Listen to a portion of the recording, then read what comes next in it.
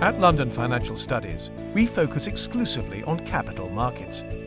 Our programs offer practical learning to professionals from all over the world.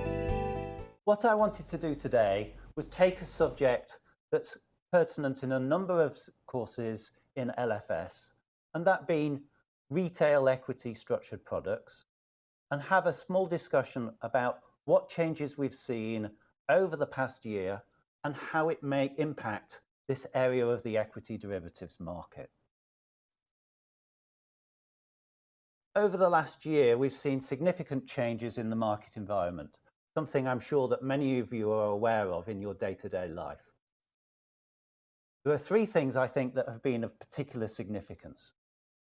First of all, we've seen significant increases in interest rates. For example, the yield on the 5-year UK gilts has changed from about 1.8% a year ago to more like 4.8% today. And we've seen this situation of interest rates rising by 3% or more across the globe as governments and central banks try and fight inflation. The other thing that we've seen just recently has been a renewed focus on credit, or should I say bank failure. We've seen the failure of banks such as the First Republic Bank, Silicon Valley Bank, and the demise of Credit Suisse.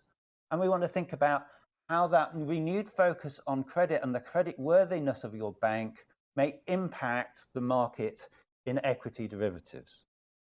The third area we've seen is a return of equity volatility to more, shall we say, normal levels after the chaos induced by the war in the Ukraine and preceding that, the coronavirus crisis. Just to give you some idea about some of the levels of volatility in the equity markets, I've taken here as a proxy the volatility measured by the VIX index, and the S&P volatility measured by the VIX index has declined from about 25% a year ago to more like 15% today. So we've seen this pull down in volatility, which will impact the market and equity derivatives going forward.